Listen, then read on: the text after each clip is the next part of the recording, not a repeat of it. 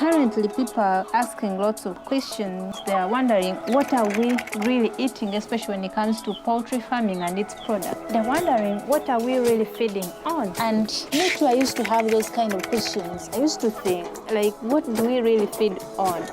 You know, that's why I was like, I should start something which is mine, and I'm really sure of what I'm feeding my family on. This actually doesn't have to be something very, very hectic. You can actually make it easy by keeping a few birds in your backyard. So you shouldn't be limited by space or money or something, because this is something which you can do like lazily. So when it comes to my birds, I keep them for lots of purposes, but initially it was just about knowing what I'm feeding to my family. But then again, something else came up. Like the most recent Christmas, I earned lots of money from these birds. They multiplied and I couldn't keep them in this small space anymore, so I had to sell them off. And who were my buyers?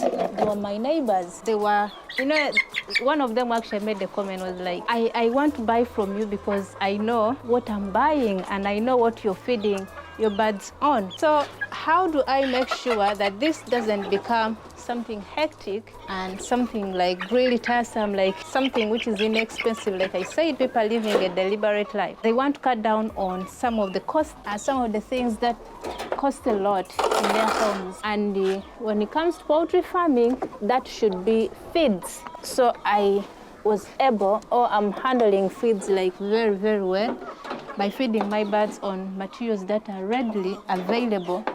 To me, when I say readily available, like really readily available, I feed my birds on food crumbs, like leftovers, but not rotten ones, like fresh leftovers. And my neighbors actually know that if I have any leftovers, Firdaus has the birds, they'll eat them. And if they have, especially banana peelings, you know, in Uganda, like every family, 95% of families in Uganda, they eat matoke, at least maybe thrice a week. Some even eat them like every day. In so doing, we are managing, first of all, waste. Waste, especially in Kampala, in urban areas, it's a huge problem. So for us, like in our neighborhood, you will not find banana peelings, you will not find leftovers. After discovering that actually birds can feed on banana peelings and other food crumbs, whenever someone eats matoke, after peeling, they bring them for me here. I chop them into smaller pieces and I feed them to my birds. Hey, go away. After chopping them into smaller pieces, I sometimes mix them with their main feeds, like maize bran and maybe broken maize and other ingredients. But mostly, after chopping them like this, most of the times, I steam it. I steam it for a few minutes and it gets soft, and I give them. If I'm so busy and I can't like steam it, I just mix it in the maize bran or broken maize and I give them.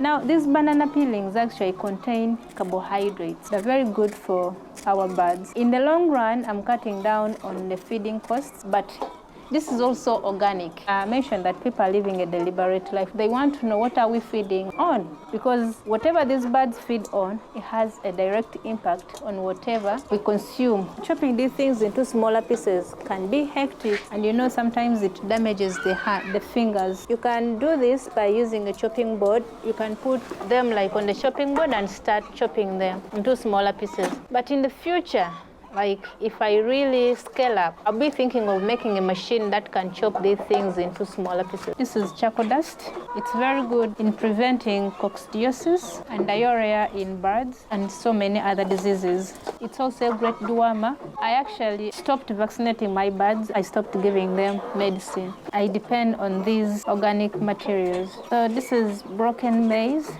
and maize bran. You know, you're not supposed to feed your birds on maize bran alone. They'll grow smaller and they'll take long to mature. So you mix a sizable amount and you give them. So you can see how it has turned out to be. It looks like complete feed. So we are going to feed our birds. I'm going to let them out. You know, when you mix charcoal dust into their meal, I told you it treats diarrhea, clarifies their droppings. Their droppings will be like solid, and that's how it prevents diarrhea actually. So usually when I have time in the evening, I expose them outside. Now these are local birds. They shouldn't be caged like trout.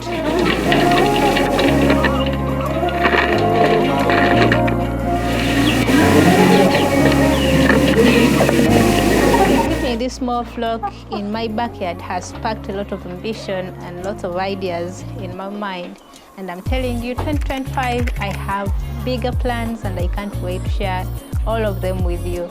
And I'm hoping for mega growth together with you. Make sure you subscribe to the channel so that you can join me on this wonderful revolutionary journey. Thank you so much.